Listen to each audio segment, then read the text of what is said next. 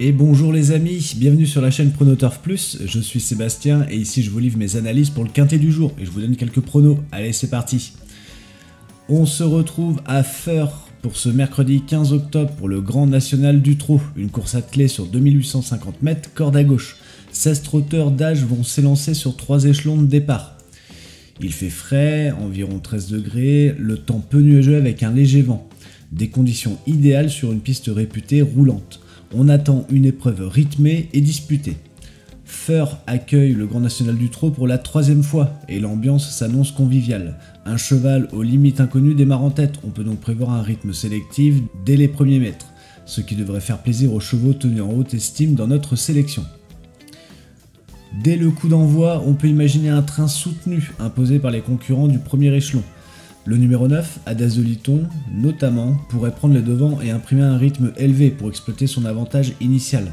Derrière, les chevaux rendant 25 mètres, à commencer par le numéro 10, Indy de Gir, devront lancer la poursuite et cravacher pour revenir au contact.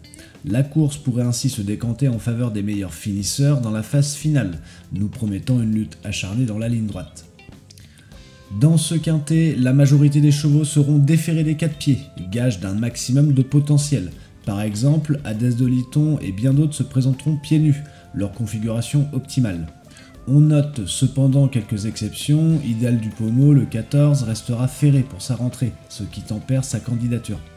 D'autres adoptent une config intermédiaire, Invictus Madiba, le 12, courra plaqué devant et déféré derrière, tandis que Orchestro, le 16 et Heliossi, le 8, garderont des petits allus aux antérieurs. Ces ajustements d'équipement pourraient jouer sur le comportement en course. Ils méritent d'être signalés, surtout pour les chevaux qui affichent un net regain de forme lorsqu'ils sont déférés.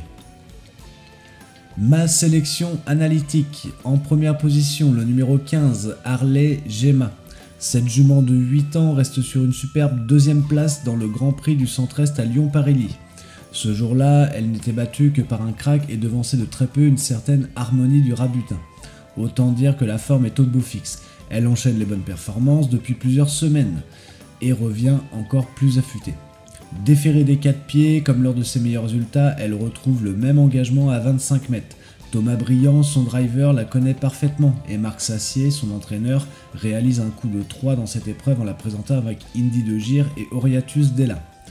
Jument dure à l'effort et très tenace, Harley Gemma devrait adopter une tactique offensive en venant de l'arrière-garde. Je la vois à nouveau jouer un tout premier rôle dans le final, elle mérite crédit dans ma sélection. Le numéro 9, Hadès de Liton. C'est tout simplement le phénomène du moment. Ce Hongre de 8 ans aligne 9 victoires consécutives. Lauréat en dernier lieu de la finale du trophée vert à Craon, il monte ici de catégorie avec des ambitions justifiées. Invaincu depuis le printemps, il aborde pour la première fois le circuit du Grand National du Trot avec un moral d'acier. Déféré des 4, comme lors de ses plus récents succès, il découvre aussi la piste en sable de Feurs. Mais le changement de surface ne le contrarie pas, d'après son entourage, car il a brillé autant sur herbe que sur cendré. À l'aise corde à droite comme corde à gauche, il devrait rapidement occuper une position de choix en tête et imposer son rythme. Son mentor et driver Arnaud André l'a engagé ici sur mesure au premier échelon, profitant de son faible recul face à ses adversaires théoriquement plus riches. Hadès de Liton, c'est le grand favori de la course à mes yeux. Je pense qu'il a encore de la marge pour franchir un palier et viser la victoire.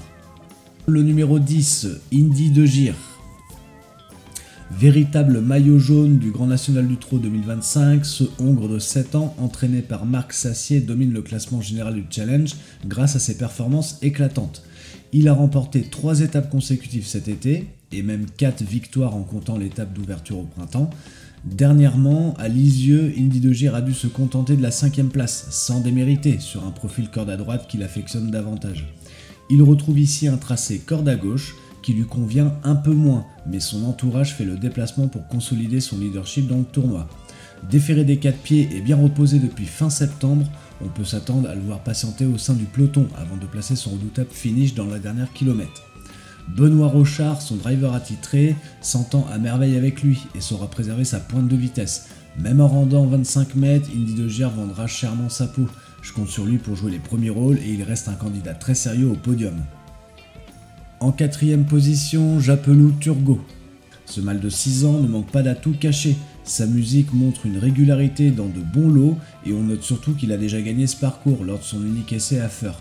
Autrement dit, il adore cette piste corde à gauche, ce qui est un avantage non négligeable.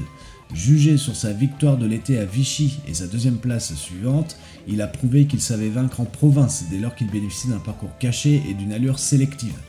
Dans ce quintet, il part au premier échelon, avec l'intention de profiter pleinement de l'avantage au poids.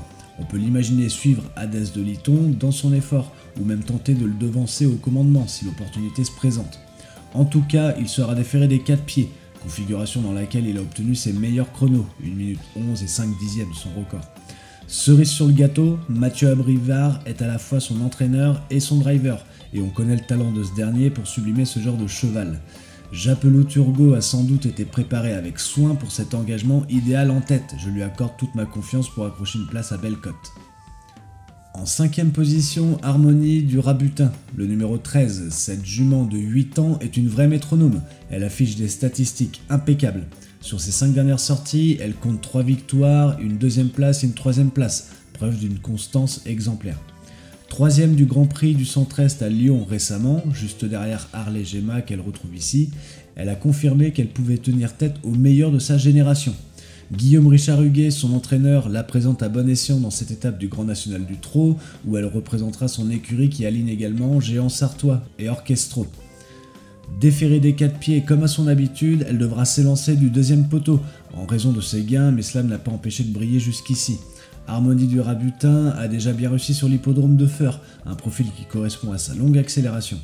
Attentiste dans l'âme, elle saura tirer profit d'une course sélective pour revenir sur les premiers. Stéphane Pelletier, qui la connaît par cœur au sulky, devrait la lancer au moment opportun.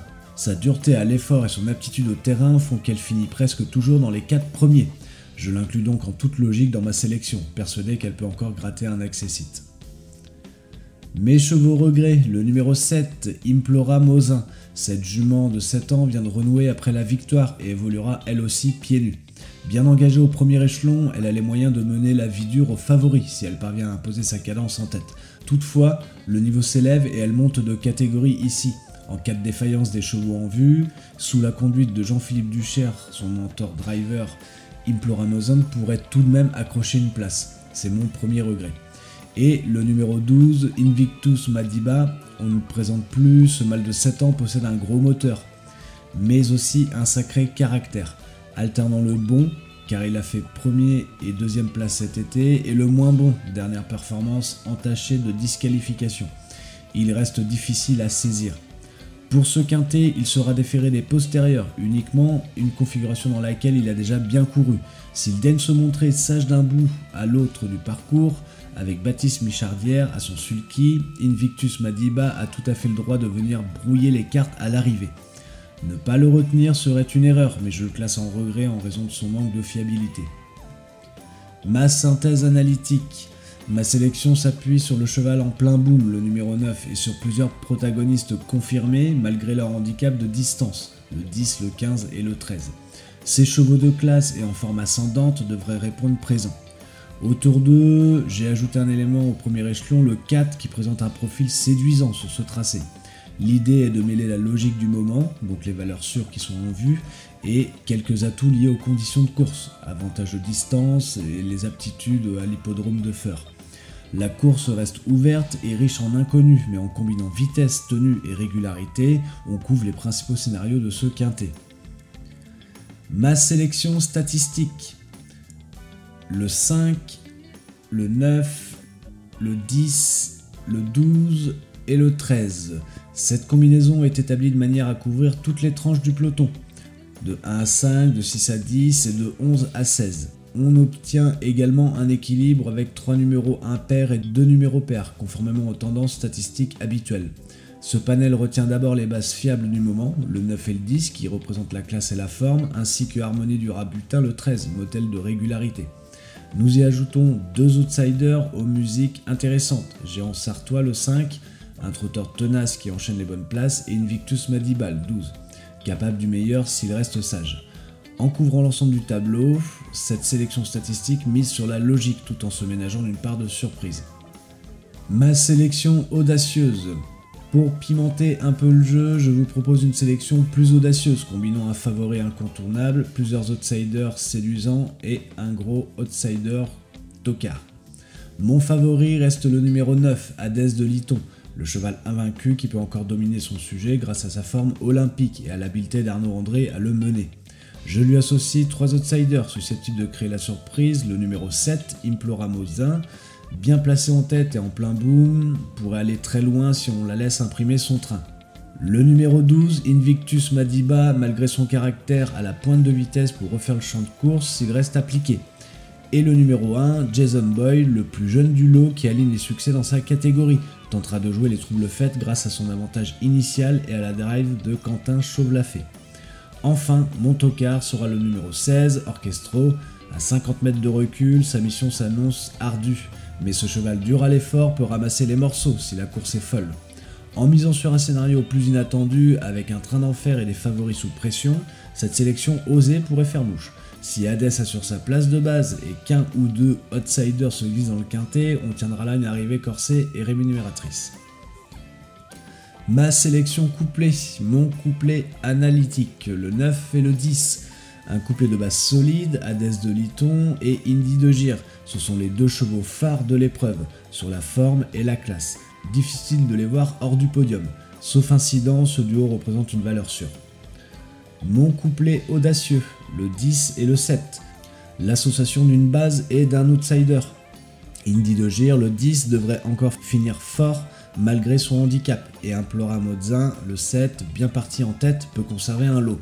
Si le 7 parvient à résister jusqu'au bout, tandis que le 10 fait parler sa pointe, on a là un couplet pas trop joué mais tout à fait crédible. Ma sélection 2 sur 4, mon 2 sur 4 analytique, le 9 et le 13. Ces 2 candidatures qui rentrent souvent dans le top 4, Hadès de Lyton, le 9 est le favori incontournable, et Harmonie du Rabutin, le 13 fait preuve d'une régularité exemplaire. Ensemble, ils offrent un tandem solide, tous 2 ont largement les moyens de finir dans les 4 premiers. Et mon 2 sur 4 audacieux, le 7 et le 12, un duo moins attendu, mais qui a la logique pour lui en cas de course sélective. Imploramozin a l'avantage de partir en tête et de pouvoir accrocher une place si elle répète sa dernière valeur. Invictus Madiba, lui, possède la classe pure et pourrait prendre un lot à belle cote, s'il reste lui au trot. Ces 2-là, si le rythme est suffisamment soutenu, peuvent tout à fait se faufiler dans le quartet gagnant. Mes chevaux surprise, le numéro 2, Feu de Révolte. À 10 ans, ce brave cheval n'a plus beaucoup de marge. Ses dernières sorties se sont soldées par des échecs ou des disqualifications. Et l'opposition semble trop relevée ici. S'il parvenait à accrocher un lot, ce serait une grosse surprise. Le numéro 14, Idéal du Pommeau. Ce pensionnaire de Sébastien Guarato effectue sa rentrée et restera ferré pour cette reprise de contact avec la compétition. Il risque logiquement de manquer de conditions face à des adversaires affûtés. Mieux vaut le revoir dans de meilleures conditions. Et le numéro 16, Orchestro, certes, il a montré de la qualité par le passé, mais le voilà contraint de rendre 50 mètres au meilleur du lot. À ce niveau, c'est quasiment mission impossible pour lui. Même si sa forme est correcte, il lui faudra un scénario improbable pour intégrer l'arrivée. Voilà les amis, j'espère que cette analyse vous a plu. N'hésitez pas à me dire en commentaire vos chevaux favoris.